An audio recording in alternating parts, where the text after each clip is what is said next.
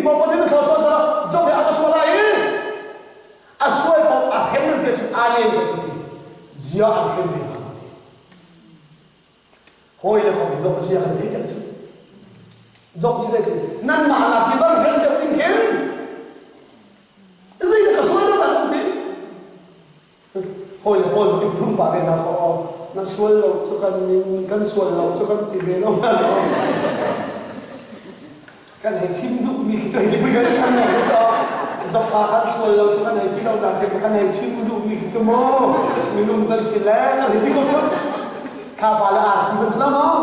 pa thian ma cha thiang lo kan he ti ko chu o thian lo sa kan na lo ni be accident ba na ka ta pa thian ya kan chim he ti ko pa chim ka mo an le la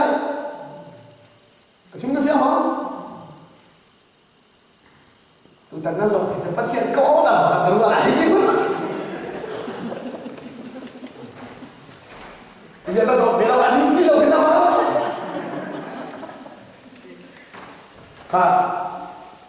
còn thằng này nó tốt là một sức luôn trong phòng sửa chữa ngắn cũng là không được thế nào lại càng chỉ thì lâu chú nhưng không nói với các bạn là các năm ấy tôi mới phải là chuyện gì nào Norway á lúc tiền chừng Norway biết nhá thế là cũng nằm ở trên phép sáng quá ai hết đó bằng không chỉ biết gì không và dây dần ăn nó khô lại nó giống thấy không hồi dây dần ăn hắn là thứ giống thấy không căn ra khô lại là thứ giống mà không giống đi thòng giống thật không căn luôn là nó trộn thì không muốn mà thì lo chính mình xem không khát thì Norway cũng biết German cũng biết năng vài thằng kia đã xuống xem không xe hàng đầu là họ thấy tiếng mình thì khát thằng đó standard này thì cũng sống chúng tôi tôi không mà đâu Norway cũng là thay sao sẽ ở đây à phần cái gì cái lúc thì là hồi thì đi wedding mà xí thì là ô thì là à ba khá nó thấy mình xí một thì là ba đi xí nào anh thì nó thấy mình xí một thì xí nào thì gì anh cần xí chúng ta biết không? Jangan terus. Nanti phải là cho ăn bắt đây mà là sao không? Anh không đi đây nhiều, tao là sống là chứ. Anh đi số Norway nó biết anh Norway đi. Cái chính nó biết khát tiêm khát gì ấy mà học thì được. Kan so be za ki kai to te. Akala na me no khara na khara na. Cái chạy thì sẽ làm cho hết. Thật ra là đó cái chạy là thế. Dân tên thì hé, chúng ta thì hé. Cần gì là cái đó là số là cần xin trả. Đó đi mấy kia là sẽ thế. Nó số là cái chạy. Khát thế khá lốm là không bao giờ mình khá lốm. Tu chủ ở thế. Bible chắc rằng thế thì tu chỉ biết cái gì. Tu chủ thì chúng ta đồng tiền thay lại. Há là chủ. Tu chủ đây là không được. Tu chủ dùng là có cái gì? Thiam châu ta cần xí trả, cần ngồi bà Giêsu Kitô mà chết rồi. Tu chủ thiam châu ta cần xí chuẩn. Há là chủ đây. Thiam lâu châu ta. Thiam châu ta lâu thì khác lại không được thiam lâu châu ta. Tu chủ thiam châu ta là há là chủ đây. Xuân phó kiếm được trong tay, khôi cá đã xuất ra thành phố. Các gia đình mình mà thế, tu khôi cá thêm một cái trong này. Khi thì xóa, nằm mà cũng bà hạ sự đầu hết. Kia cũng nuôi thiên tội một tội là thế, rồi chúng nuôi thiên tội một tội là kia, chạy mà sáng đâu. Mà lẽ, Giêsu Christ dễ tích mà được được. Cho ra tu chủ khá là lâu. Khôi cá nó thêm lâu trong tất cả sự các con bao giờ nó sang này. Tu chủ thì tu chủ khi thiên châu tất cả sự.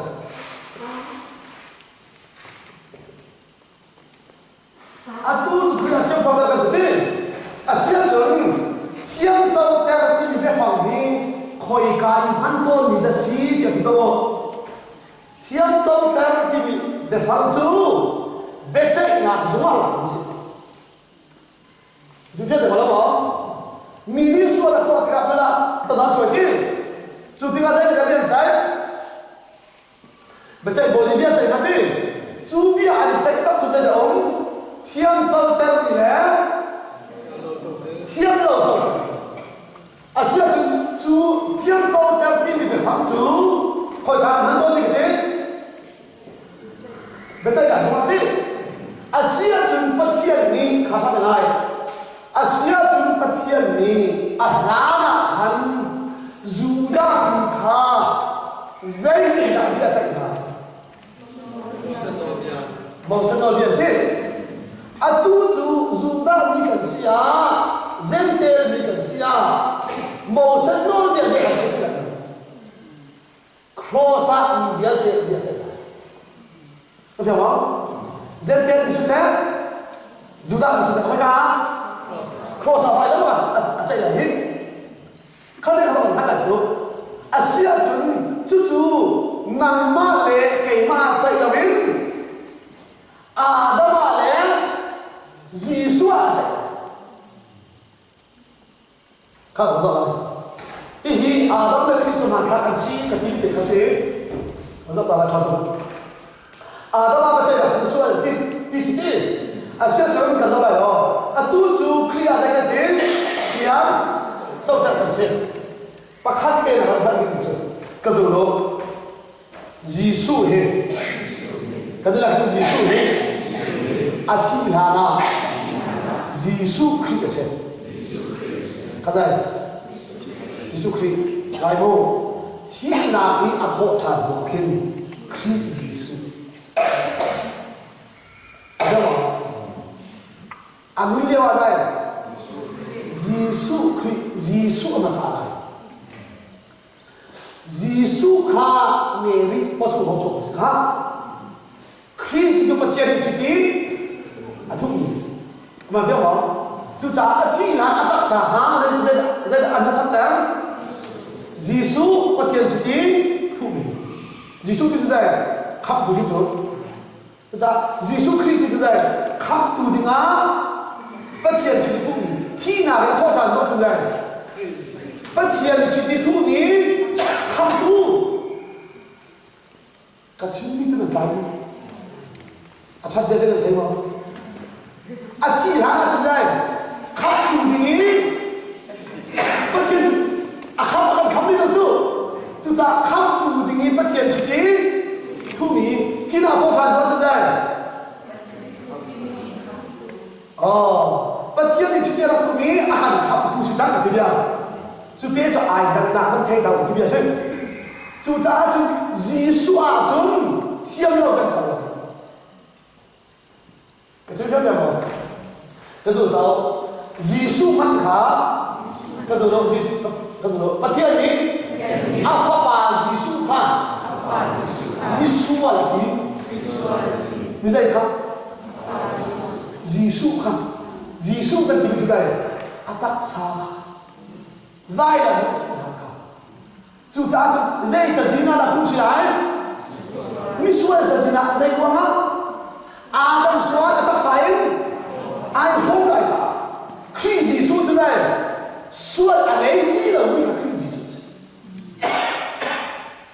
Giêsu nó là cần hồn ra đó khi nó là cần hồn ra có rồi đó ở đây là Giêsu chú chi nào như cái này thấy không Giêsu thế này người mà suốt lên thế này xin là Giêsu như thế này hồn lại Adam xóa ai hôn mà cái Giêsu thì chi nào hồn lại chi là thế này là thô thản lại khi giờ đó khi cho suốt rồi cái rồi đó khi chưa suốt lâu chả suốt chi nào như thế đâu suốt là thế này giờ đó là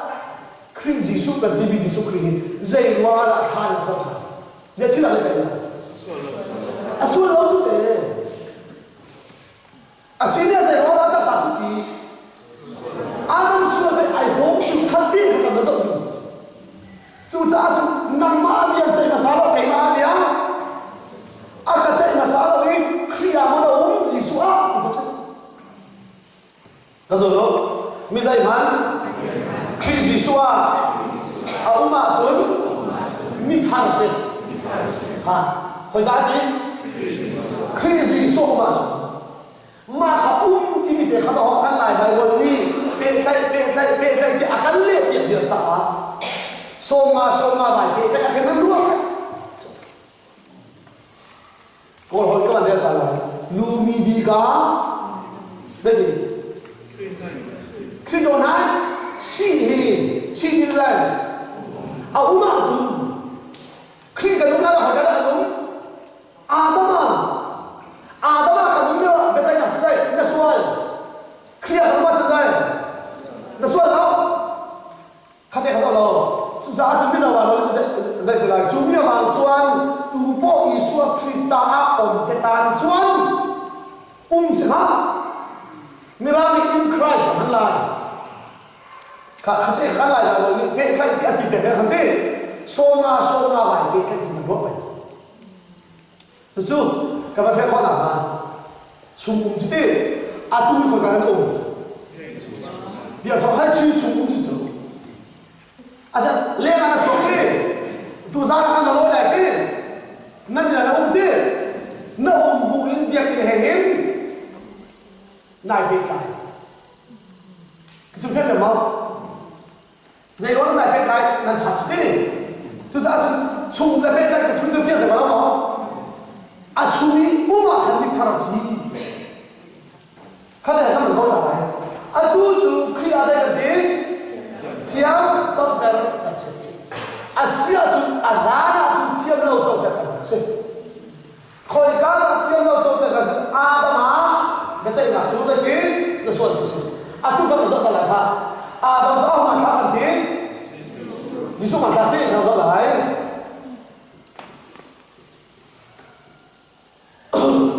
Giêsu thì áo số đại hôm nay cái chân, Adam suara dây đại hôm nay bắt tắc sáu bác đại hôm nay chú dây luồng á cái chúng tôi thì các bạn chim đi khăn là chim đi để khăn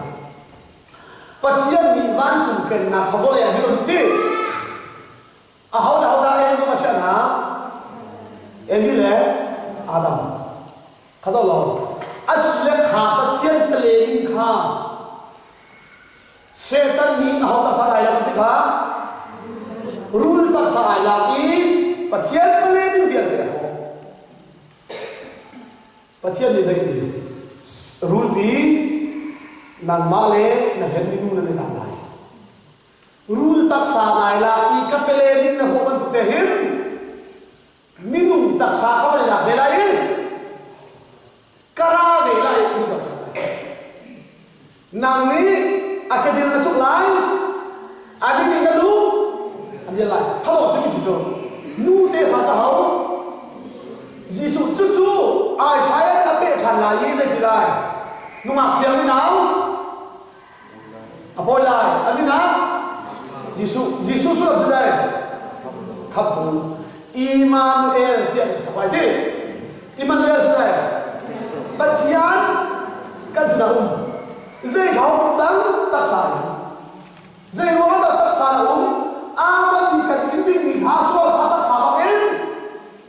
pun i fo adu cha kata lo kita asia kata lo evi mo thei ai masada Adam evi ti asia chu vulai ahoro ada so la dulu Adam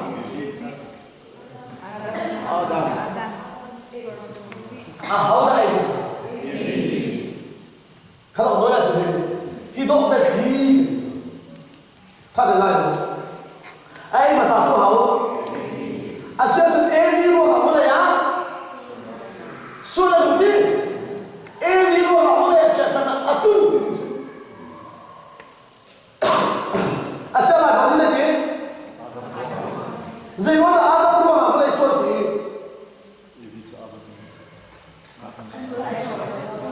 hả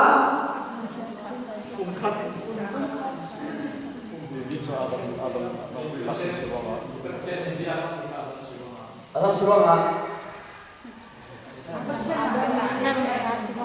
em biết Siwang hả vài chín cô dùng sẽ đó vừa đây xuân là hậu luôn không hả tức là em đi xuân luôn hả cái sự biết không ai mà sao tu tu tu xuân xong cả em đi dùng nó tu em đi em là sao đây Adam đi em không hả rule ini em patian ni dum suwe om ni thing vial te hin an ai lai lam tia tha da yo an ti tak ngam đấy chứ tak hi se tan sin chok hi se chúng ta đâu tak làm chết chân yang thằng nó tak nó thằng chưa đâu và nó khai là một khai là tak nó chúng ta nên ngắm tí lâu như ha ai phiền lâu đi dài thì ăn đúng chân đi về thăm chân đấy tak áo là hắn rule ini đây amal thế này ini đây đúng số yêu bị thích thay nhớ thì chúng ta này không đi cầu thì ala yêu bị tụi chúng ta này lại đâu tông giống nên tổ này là luôn mùa sau thì sẽ quay không chắc thôi nên tổ nó chết thật không anh chắc tông giống nên tổ này là anh hãy lắm nó xong hết rồi lúc có lần muốn sao thì ba sẽ có bao nhiêu tiền nào chứ bà lo khăn thật đâu cái chuyện nó thật này đâu ai mà sao tụi này đi à xin lại em đi qua mà thì không xuống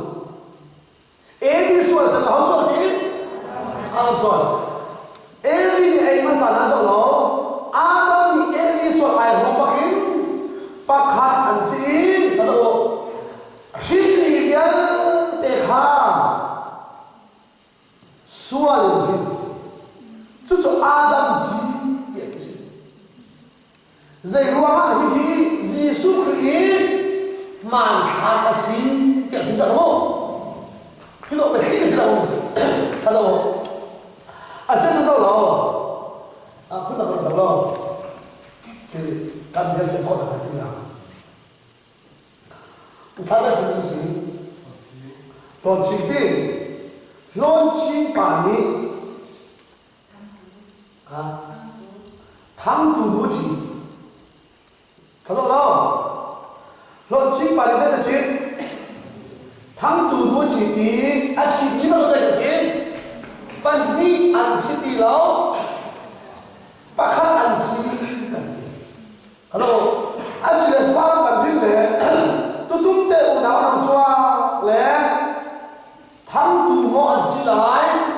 lo chi lo chi te thắng tù chi te sao hả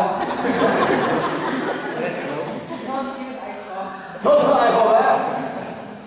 tao chứ mà ăn xí là khá زي كده زي كده دي طب هل زي كده دي ايه هل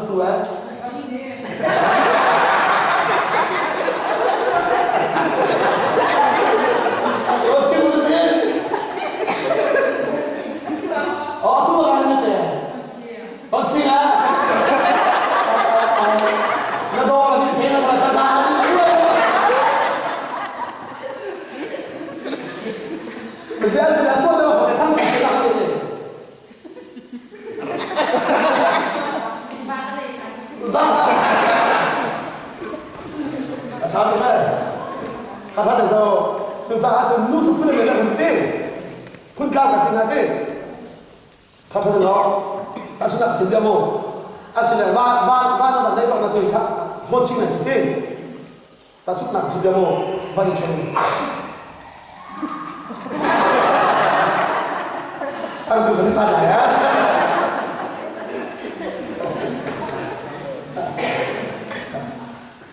nuôi chụp phun đây là tên khác đâu đâu có thể không có là sao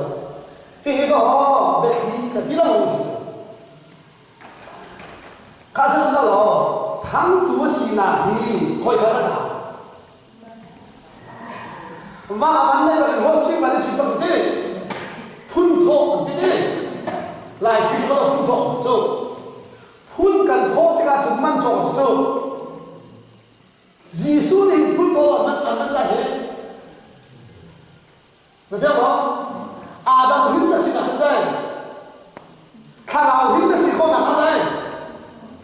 Phun thô anh là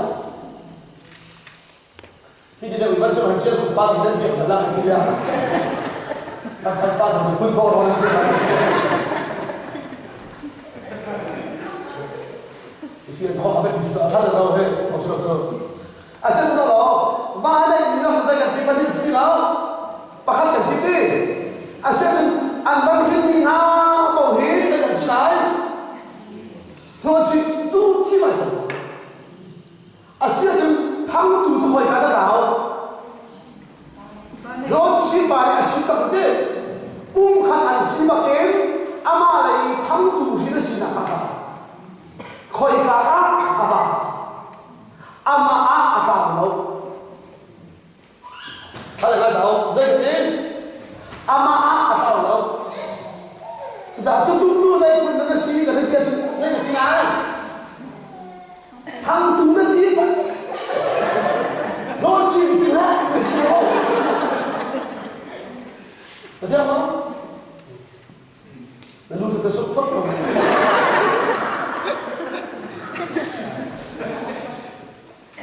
Chú trả chú nằm má chú dây hình thằng tu chú hình xin là đi à cao khổ đâu và là hãy này luôn mà hồ chí minh chú thằng tu bé có sao bao giờ thằng tu hình là xin là khá hồ chí minh phải cũng khăn là xin là em năn phá để anh cao nằm má chú cao đâu nằm phá bắt khăn là xin là cao cái số đó Adam hin kan sina he Sual hin kan sina he kan ma say tik mana atau được không? Là biến thân ra atau rồi đâu ra atau chứ đâu mà chim chú tua nạc sual chú này chỉ khó chứ tôi tung luôn đi ai thằng tụi mình cái gì cả nhảy chi tụi cái tin đấy nó sợ rồi là chi tiết cái chuyện này cái phụ nữ cái khởi động số còn cũng đi cái gì mà cái bạn số khác cũng là sẽ thà giống là thà đâu giống là sẽ thì giống là các bạn là giống anh phụ cái chuyện bận rồi cho cô lại cho chúng ta không là mà bọn trẻ cái là hồi này dây phụ cái là gì thế này có thể đâu dây phụ cái là gì thế này có thể đâu phun thấy đâu chả dây phun cái là gì thế phun cái thấy gì thế giá thăng chưa giá thăng dùng thấy gì chưa các bạn không là các bạn thì hỏi giá thăng cái gì mà thế miệng hút cái giá thăng cái gì này dây cái khứ kén là lâu tốt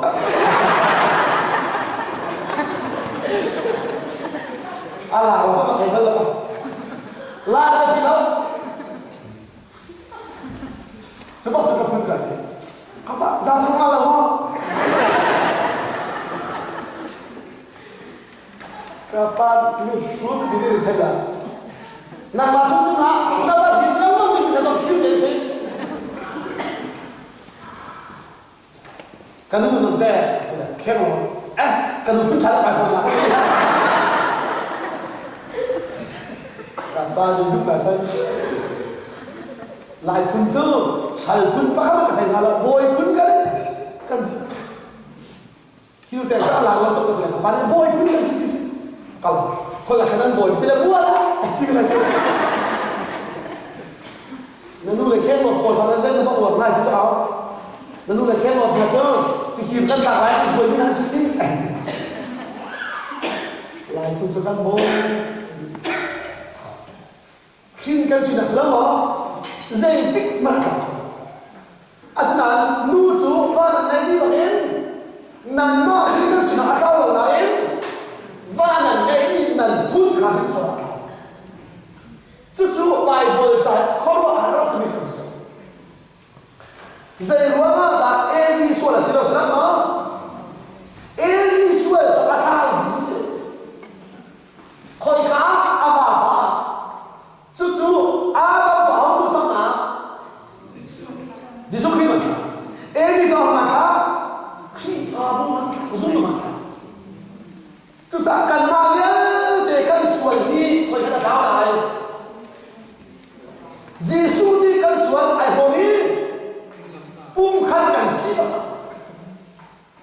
cần mà xuân thì là Eli xuân thì là hậu xuân thì Adam xuân thì cũng để cái sao Jesus ni Adam so la hoba ti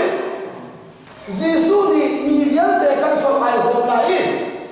patian ni mi viante an sual ti lawin ha kan sual ti la ha ko so lo Jesus ni Adam so la kan ni Adam mi viante ti Jesus na kan hoba kan ja Jesus là vì viễn để học không cần thế nào. Chúng ta chúng em Jesus thì là Adam suy thì vẫn biến. Jesus đi vì viễn để cái số ai học mà kiến. Vì viễn để ăn suy thì là học thì là Jesus có bắt thiên đi. Suy thì là cả Adam chia sẻ là viễn để. Jesus là không biết là. Jesus chỉ mà kiến. Vì viễn để ăn thì. Jadi tak nama asyik masalah. Sudah tahu, alhamdulillah nak kanti, kan tu asal kanti kanti muat dia. Akan cerita nanti lah macam apa cerita nanti. Kau ikan ada macam, atau kasih pun Zohan, apa yang Zohan dalam anak kan fian tu macam mana? Jisu ni jadi, mulai soal kau kerana tu, mulai minat kamu kerana, baca ini jadi hin selagi. Apa azumi kau susu dalam an berikan kesehat, lain sebab apa azumi kau sedang, zum dalam an lancang, azum lau kau atun sual kau, an sejam, telai sebab mak ada satu satu kau, kalau asal sebab tu macam tu kan, Yesus ni ada soal kau tu, asal sebab kau kau sebab cantik lagi, ni dia telai. Jesus tu pakatkan sih. Ni viante lah hau, ni viante le Jesus tu dah pakatkan sih. Jadi orang Jesus ni ada siapa kan? Adam surai hobi ni viante kan surai apa cah? Zani macam ni apa cah? Gesmani rumah mana dah kacang? Anlek bo, zian le lau, suara macam Adam kah pasian ni zai kita dah kata. Kaya yang lu pisuan, I hope Yesus hi apa pasian ni zai kita dah kata lagi. Mulai suan I hope koi kah crossa. Kapa itu dikasih ti kapatian zai jalan nak kalta zia kalta walau hadai minum kan taksa atiang ring bigih kan mit na taksa dang chu mai khol go halau zoma itu nawa Lupa cuma orang sakit sana, alam không lor, nan khol không sakit apa macam mana? Lain ni, bapa asal nak khol lor kan? Apa yang terjadi? Nabi tu, nom ni, tiada orang lagi. Kazulo, patian ni, kan mit nakin, alek thong tam tu kan, atian ni, atian apa? Asal gì xuống này Adam số lại hố ba khăn dài và chiên đi cần tặng lâu ăn ngọt thì lâu thật chăm giống ăn lại thì lâu cần tặng lâu giống ăn ngọt chú đó xuôi này lâu phải cần trả xuôi á cho nên ai xuống chú dây cần tua khó nào ta định trả